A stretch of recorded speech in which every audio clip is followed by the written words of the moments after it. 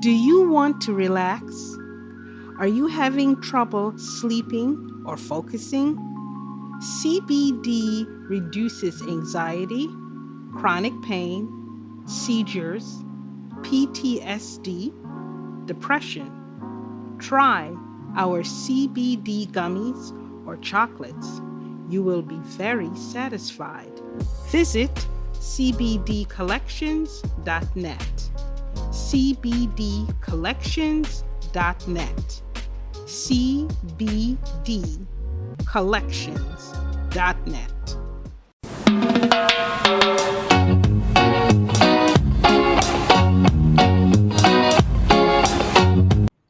Hi, folks. Chris Daly here. Always looking for interest in Jamaican, doing great things to talk to. And do we have one for you today? We have Dr. Juli and Royce Russo. She's an aquaculture scientist. She migrated from Jamaica to Italy in 2020, but feeling disconnected from her country and from her field of study, she decided to do something about that. And being the innovator she is, she started the Caribbean Aquaculture Network. We're here today to hear her story and what its impact is on Jamaica. So welcome, Dr. Russo. Thank you, Chris. Thank you for having me. This is great. So let's begin by finding a little about your Jamaican roots. Sure. I was born in Kingston and I went to school in Kingston, but when I was about four, my parents moved to Spanish Town. We moved back and forth between Spanish Town and Kingston because all of my schooling was in Kingston. I went to Immaculate, Yes. Prep and High, and then I went to University of the West Indies for my first degree. Okay. My dad he's no longer with us. He was from St. Anne, and my mother is from St. Elizabeth. So that is my background. Okay, great. So, you're certainly, given your degree, you're very steep in STEM study. Some young people may be listening to this. They're going to say, what is agriculture and what kind of preparation it takes? Give us a little more depth about the journey you took to be able to be prepared, say in high school, for this kind of career path. Sure.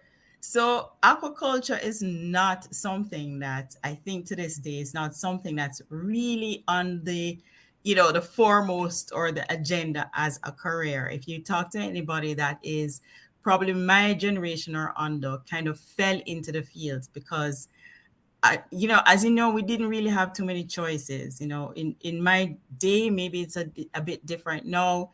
We were always taught medicine. If you wanted to do anything with science, it was medicine or engineering or even business or accounting, right? So you really didn't have too many choices if you wanted to move into a different area. And so my path was medicine. Like most of my classmates who did science, it was medicine. And maybe two or three did engineering. And so, at that time, when you're going to do medicine, you have to do what was called natural sciences. So it's changed now. It's called life sciences now. But you do 4 years of sciences. But I realized by my third year that that was not my path. And I think a lot of people at that time wonder what next, what are you going to do if you don't want to do any of those choices. And unfortunately, that's what happened to a lot of people. For me, I decided I was going to do veterinary medicine, which was the next choice. Right.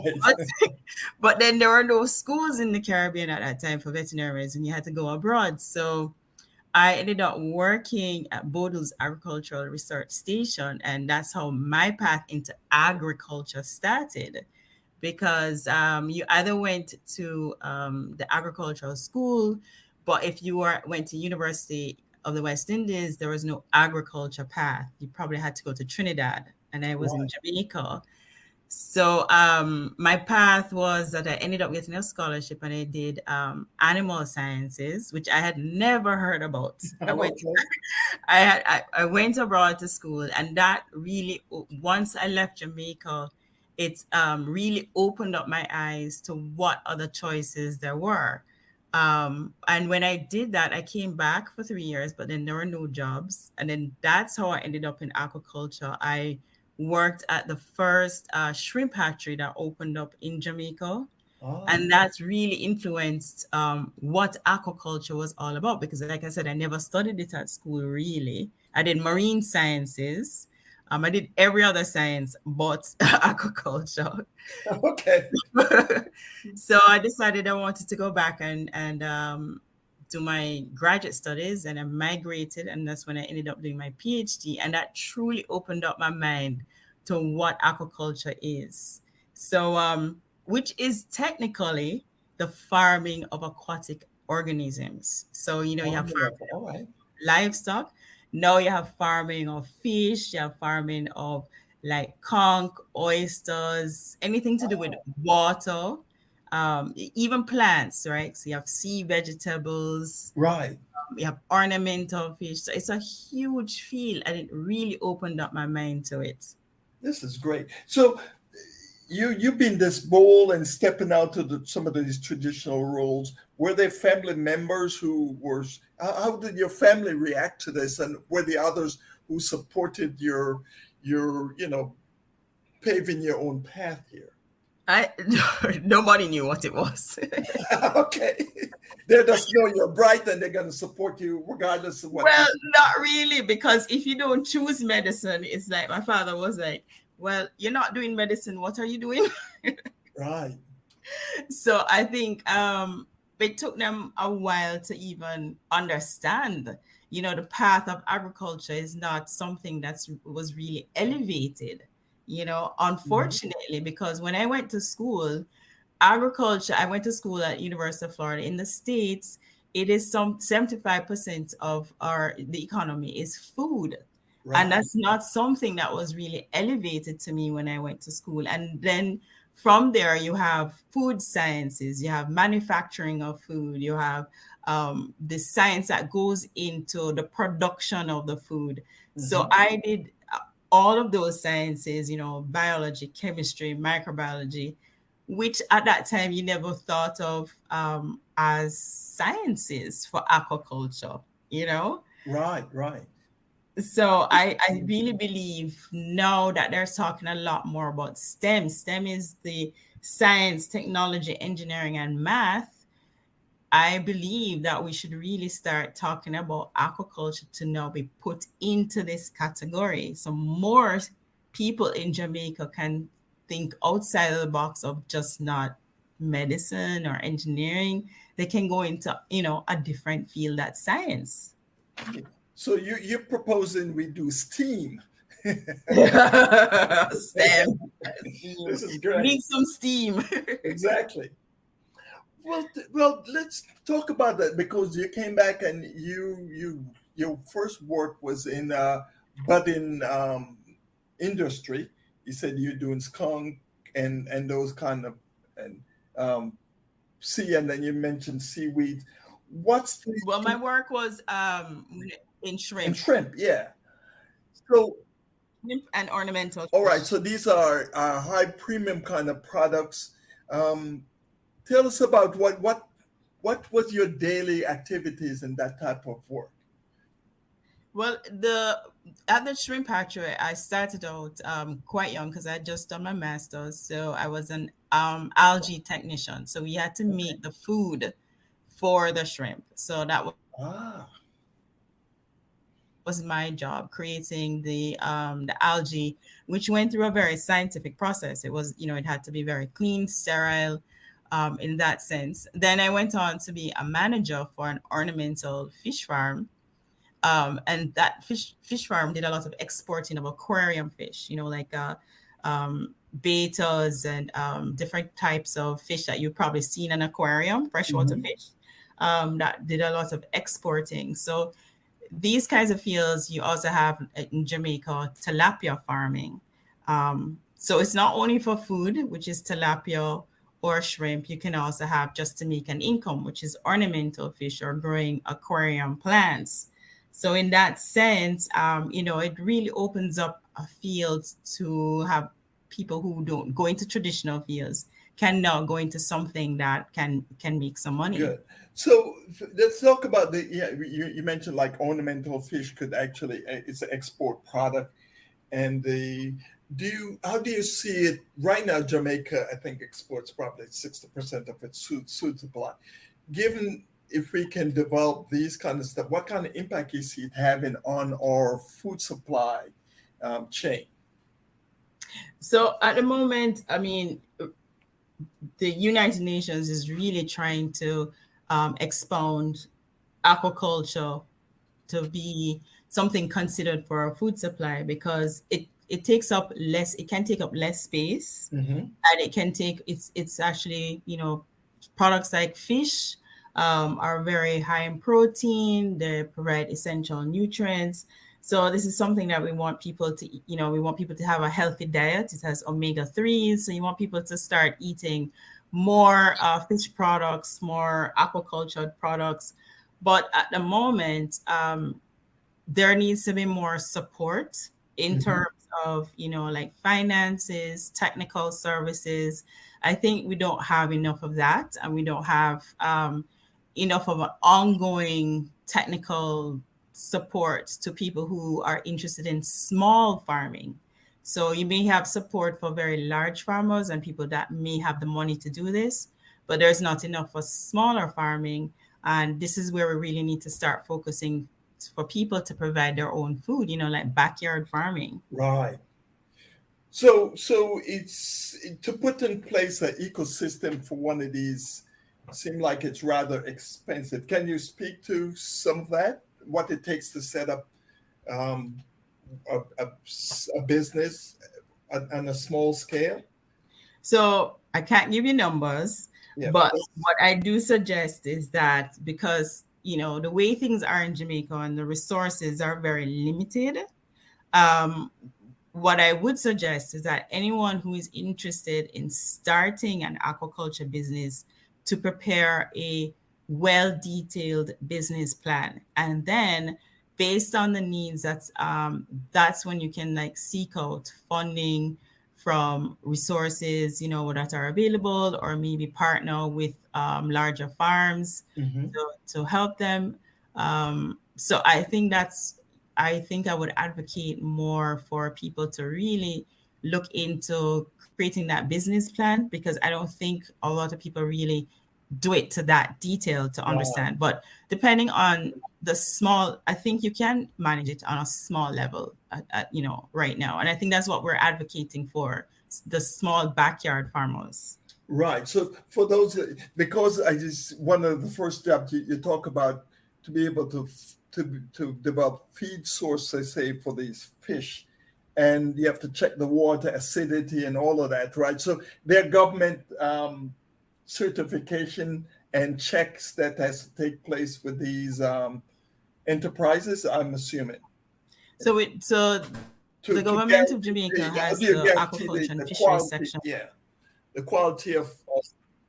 Right. So they have an extension. They do have an extension branch that within that business plan, they should be including the government's input, and they should also be including the Environmental Protection Agency.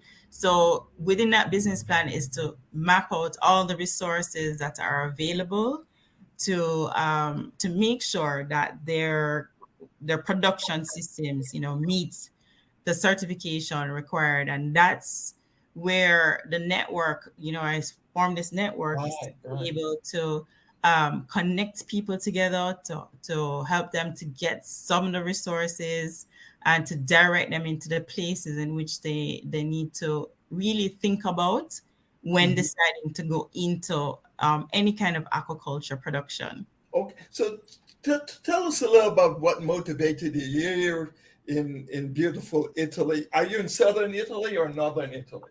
Oh, I am actually outside of Rome. I'm in the hills. Hello to the big guy for us. So yeah, yeah, you are, but you had a yearning to give back. Talk us to how you made from being there to be able to remotely decide to give that kind of support. Well, I really, when we moved here, I moved from the States here in the middle of the pandemic, as you said, and it was very disconnecting, like not only moving to such a different country, the language, but, very far removed from Jamaica Hmm. and also my field. So, we couldn't travel. I used to travel to Jamaica, I used to travel around, and I couldn't do that. I still have not left. So I said, well, I have this time and I want to give back. Once you're away, you feel that I've always felt the need to share my knowledge and resources that I've met over the last 20 years. And so everybody was starting a network over Zoom, and now everyone had Zoom. So I said, Mm. well, this is a perfect time. I have the time. Let me try to connect with colleagues. So I started talking to farmers. I started doing Instagram, using social media, Yeah. Instagram lives to talk to fish farmers, just to find out what was happening, what was going on. I met up with a few of them, and they kind of got me the idea that what was missing was the connection. Like there's, everybody works in isolation. So you have the Right. tilapia farmers, mental farmers. We need to do more oysters or conch or seaweed, and everyone's kind of working in their own little network and not Hmm. really looking at the big picture. So, and I think we can, it's a very small country, and we need to be able to share the resources to move along with aquaculture. So I decided, let me start the network. And the network started with meetings. So we did a few network meetings. I started getting companies to do free talks. So Hmm. we've had a couple of seminars, workshops on different aspects of different fields, whether it's going to be veterinary science, like how to treat your fish, or Hmm. preventative, or just information, like getting people connected around the world who are actually in different fields of aquaculture. Nice. This is so. Do you, what would be the average age? Do you see a next generation? This is the first generation of folks doing this. How is the next generation being seated or prepared? So what was really interesting in me starting to reach out through social media, I have Twitter, Instagram, was that there are quite a few women studying abroad in the field of aquaculture in their between the late 20s, early 30s, and they are in different countries. And I thought this was fascinating. This is the next generation. And as I started to talk to more of them, they're doing graduate studies, they're masters and PhD. But when if they go back to Jamaica, there are really no jobs. In fact, it's the same situation I found, that when I went back to Jamaica, there's no real, job if you have a Right. PhD in aquaculture. Right. So, having spoken to them, I said, let's start a women in aquaculture, Caribbean women in aquaculture.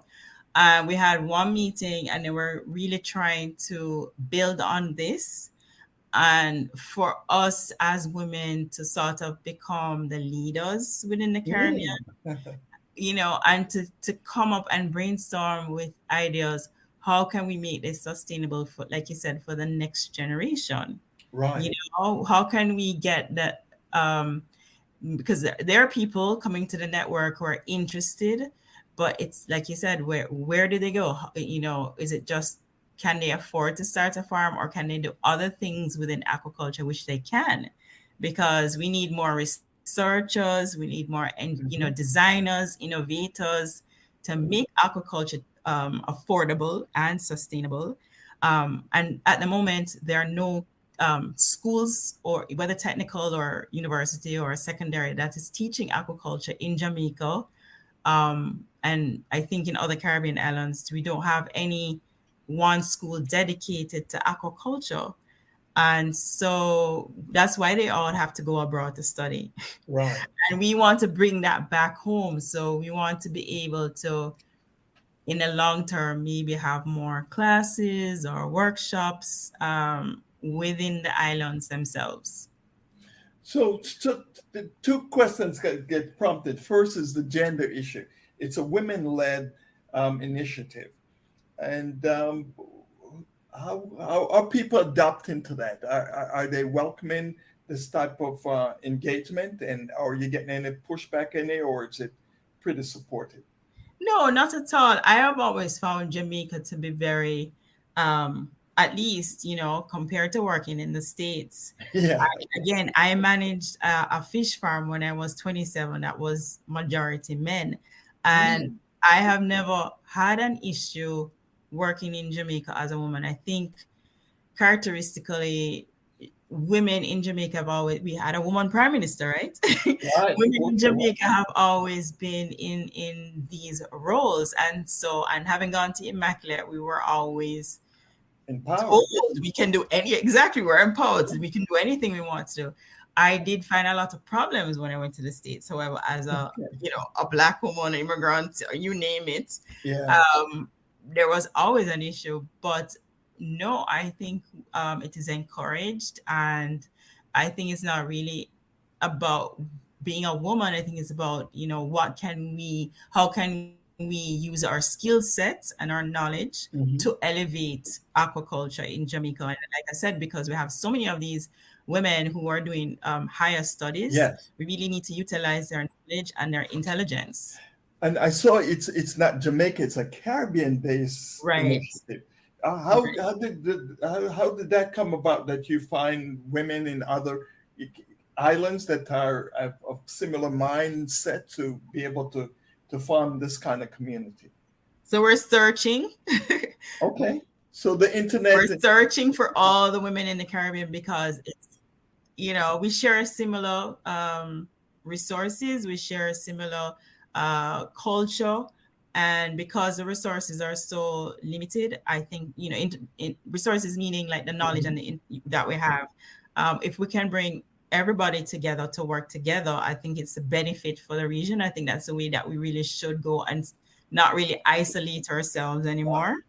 Yes, this is great. So if you look at it, seems like we thank you for your vision and insight to be able to start this stuff and to giving it legs, even all the way from outside of Rome. And, if you should look out, what is some of your vision that you can see this industry happening within the industry, say in the next 5 years? Well, what we would really love is, again, because we're so spread out, is eventually to be able to, once we're able to travel, because we still have COVID ongoing, we still have issues, is to eventually start doing physical workshops. So right now we're doing the workshops online, but we really would like to do physical workshops, working with the farmers, do more like hands-on in terms of, especially like with fish health, veterinary studies, to have a lab where we can actually have farmers come and get information, a physical space, like a networking hub, and to have a conference where we can actually bring people together because most of the aquaculture conferences are always, Caribbean is always lumped in with Latin America. Now, Latin America is Spanish. It has all these countries that have a different culture. Yes. Majority of the Caribbean is English speaking. Although we do incorporate, if anybody is like, from French or Spanish speaking Caribbean, we want that. But we don't have a lot for English speaking Caribbean. And it's not geared towards us. We're always kind of like lumped in with one or two posters at a conference. Yeah, it's like a stepchild type. So we want to have more research. Right. And we want to have the research studies being presented and really to incite people, motivate people, and people to get to know that aquaculture is not tilapia farming. It's not just tilapia farming. We have conch, come to not only for food but to replenish our oceans. To make we have overfishing. Caribbean Sea is highly overfished. Yes. So we can do research to replenish some of those natural resources, which we don't have any of that research going on in Jamaica right now. And other things like, seaweed, sea cucumber, different things, oysters. Yeah. When I need sea cucumbers, I'm getting Korean, right? Right. Can you talk to us a little about the benefit of that from both the health and from a production perspective, if we had that type of capability? Right. So when you talk about that, you talk about like the benefits of aquaculture. So we're talking about of seaweed in particular. In seaweed in particular. So right now we have one graduate student. I'm going to be interviewing her. So I hope everybody gets to see her interview. She can probably tell you a lot more. But seaweed we have in terms of the actual food aspect. So you have like things like Irish moss. Irish moss you could drink. You have in California they're doing like kelp, like you can actually, it's a high form of iron and you can actually make products out of it in terms of, like the wraps, or you have other companies that are making little like bars, like they're filled with nutrients, minerals and vitamins. So there are other things that you can actually become more productive and innovative with these products. And then you have talking about just being able to use it as a way to help, with our oceans. So, there are many forms, and that's why we need more research and more looking into these different products. This is great. I'm pretty sure this interview is going to elicit some questions. If folks would like to reach you as a follow-up, what's the best way of doing that? So to follow our social media. If they listen to the story and say, boy, I may have an interest or know some person would like to some more information on this burgeoning industry, how would they best reach you? So they can send us an email to Caribbean Aquaculture. I have to send it to you, but you can also go on Twitter. Twitter is PhD Fish Doctor. You have Instagram, which is PhD Fish Doctor as well. And you can go on our YouTube. And if you go on our Instagram, you'll see all of this information where you can find me.